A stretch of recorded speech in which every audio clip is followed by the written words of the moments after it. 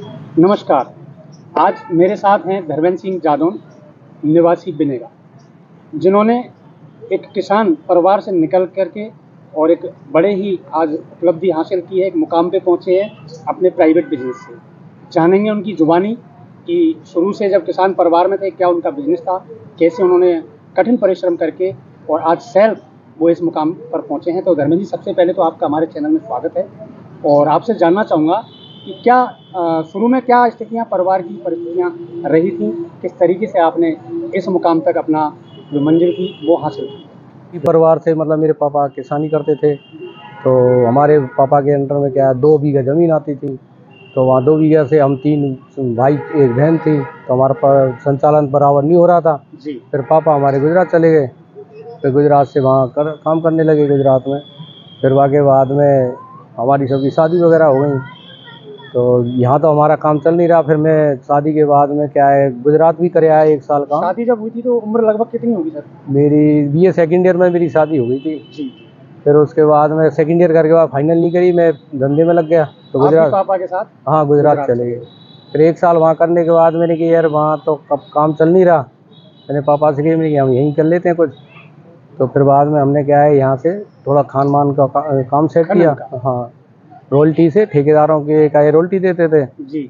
तो फिर धीरे धीरे फिर बाद में क्या एक टाइम हमारा बढ़िया रूटीन बना। तो एक समय ऐसा आ गया कि बुरी दिन आते हैं जब कह नहीं आते। जी। तो ऐसा दिन आया कि हमारी मदर ख़त्म हो गई। मैं 23 साल का था, तो उस टाइम फिर हमारे पास कुछ नहीं, पापा हमारे भाई के यहाँ चले गए, तो मैं अकेला रह गया।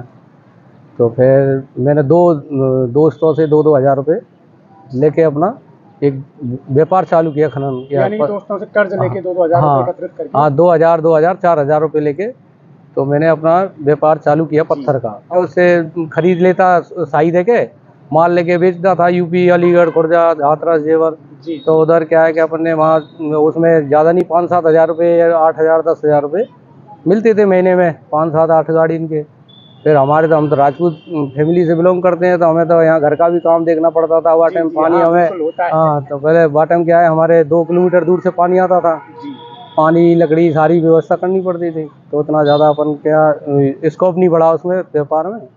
फिर मैंने क्या है कि मेरी मिसेज की मतलब सोने की चूड़ी बेचकर मैंने 22 हज़ार की बेची थी उस टाइम। तो मैंने फिर वो खान चालू करवाई दोबारा, मतलब खान लगाई। खान में उसमें अच्छा प्रॉफिट हो गया, रॉयल्टी वगैरह दे के। फिर धीरे धीरे ऊपर वाले की मर्जी बढ़ते गए। अच्छा हमारा अच्छा व्यवसाय बैठ गया। फिर मैंने क्या है कि एक अपने दारू की दुकान के टेंडर डले थे उस टाइम जी 11-12 में।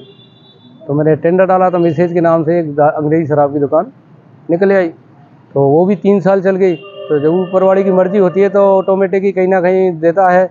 और मेरा तो एक ही है कि नीति और नियत और नीति जिस व्यक्ति की बराबर सही है तो भगवान कहीं ना कहीं देता है।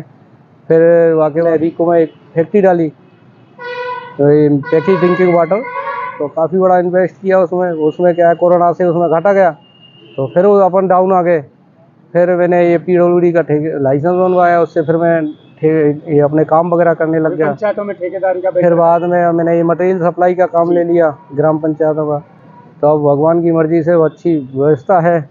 पर ये मैं तो मेरे युवा भाइयों को यही संदेश देना चाहूँगा कि आदमी के लिए हिम्मत नहीं तोड़नी चाहिए। उतार चढ़ाव तो चलता है जीवन में, अगर उस उतार चढ़ाव में अगर कहीं घाटा गया, घबरा गए, तो अपन वहीं नीचे रह जाएंगे। तो उसको हिम्मत से काम लेते हुए आगे बढ़ना चाहिए और हमेशा पीछे नहीं आगे देखना चाहिए। तो देखिए, काफ़ी एक किसान परिवार से निकल के काफ़ी स्ट्रगल करके और उतार चढ़ाव देख के और आज ये यहाँ पे हैं। काफ़ी बार मेरी लाइफ में शर्मा जी, मेरी लाइफ में काफ़ी बार उतार चढ़ाव आए, पर मैंने कभी हिम्मत नहीं हारी। और मैं जो मेरा लक्ष्य है उसको मैं साथ लेता हूँ। यही लक्ष्य मुझे यहाँ पहुँचना है, तो और मैं वहाँ पहुँच के ही रहता हूँ, चाहे कितनी भी बार गिरूँ, कितनी भी बार उठूँ, पर मैं लक्ष्य साथ लेता हूँ। लक्ष्य को लेके निर्धारित चलना चाहिए। और मैंने जो मन में सोच लेता हूँ मुझे ये करना है तो वही करना है। मैंने ना कुछ उम्र में काफ़ी यूँ मानो मैंने डिग्री भी डाली उस टाइम, तो कर्जा भी लिया और लेन देन बिना काम चलता नहीं है ठेकेदारी में।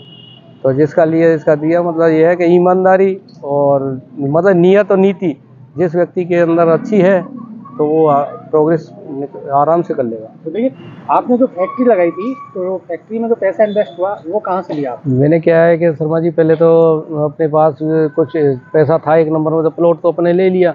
उसके बाद में मैंने फिर ये अपने प्रधानमंत्री स्वरोजगार योजना चल रही है, तो उसे PMEGP बोलते हैं उसे, उसके तहत मैंने 25 लाख का बैंक से फाइनेंस लिया। सब्सिडी, उसमें सब्सिडी मिली, तो हमारे लिए 25% सब्सिडी मिली थी उस टाइम।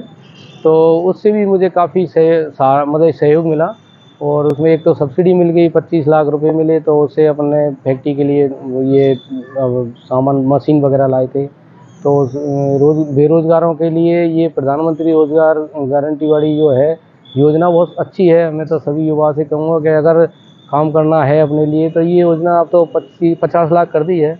50 लाख तक अपन सब्सिडी वाला लोन ले सकते हैं, और गवर्नमेंट काफ़ी इस पे एड, हाँ एड भी दे रही है। और बाकी हर जगह आजकल वो कर दी है MSME के जगह जगह कैंप लगते हैं, तो उसमें अब बेरोजगारों के लिए तो काफ़ी सहारा लग जाता है। जब किसी के पास पैसा नहीं हो और कहीं से जब 20, 25, 50 लाख रुपए मिल जाए तो अच्छा काम कर सकता है व्यक्ति, अगर लगन है।